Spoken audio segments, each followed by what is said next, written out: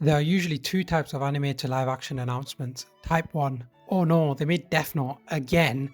And Type 2, oh no, wait, hold on, why does this actually make sense? And today I want to talk about the most brilliant announcement imaginable, a live action adaptation of Look Back, directed by Hirokazu Koreeda. This is either the most inspired pairing in modern adaptation history or a carefully engineered device designed to emotionally devastate me, or both. And the worst part, I think it is totally perfect.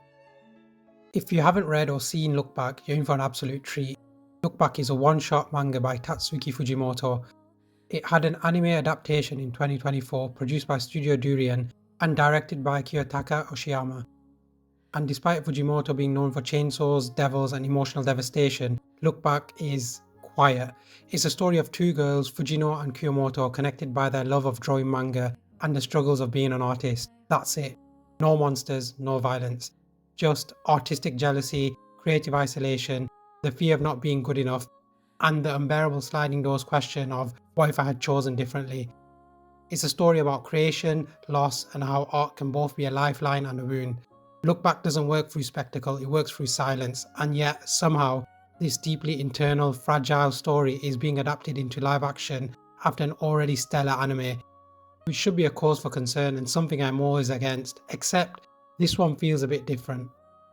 Now, this isn't some vague in-development rumour either. The live-action Look Back, directed and written by Koreeda himself, is officially scheduled for release in 2026. We've already gotten a 30-second teaser trailer, and it does exactly what it should. It explains almost nothing, shows almost nothing, and still somehow makes your chest tighten, which feels exactly right. This isn't being sold as an event movie, it's being treated like something personal, something special, something you lean toward and not something screaming for your attention. In my opinion, Koreeda is the perfect director for Look Back. To understand why, you have to understand one thing about his films. Koreeda doesn't just direct plots, he directs people existing, and the emotional residue events leave behind. Looking back at some of his filmography, for example, in my favourite Koreeda movie, Our Little Sister, three sisters taking their half-sister after their father's death. Here, entire scenes are just of siblings existing together, and somehow ordinary life becomes something quietly profound about grief, memory, and growing up. This too was based on a manga. Now, critics often describe Our Little Sister as gentle or warm, but that warmth masks something deeper, the recognition that growing up, drifting apart, and carrying grief are slow processes, not dramatic ones.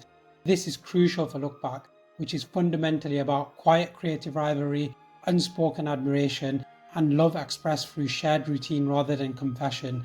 Koreeda excels at filming people who care deeply but don't know how to articulate it, exactly like Fujino and Kiyomoto in Look Back. Take one of his earlier films, Afterlife, which revolves around a simple idea. After death, people must choose a single memory to take with them forever. The film isn't interested in grand life achievements, it's about simple moments that gain genuine meaning in hindsight. That same philosophy defines Look Back. The story isn't about becoming famous or successful, it's about looking back at one relationship, one decision, one fork in the road, and realizing how much of your life was shaped there. The manga itself doesn't dramatize these emotional turning points either. It lets them echo, it lets those memories accumulate, and it trusts the reader to feel the weight of time passing, something Koreeda himself has been doing his entire career.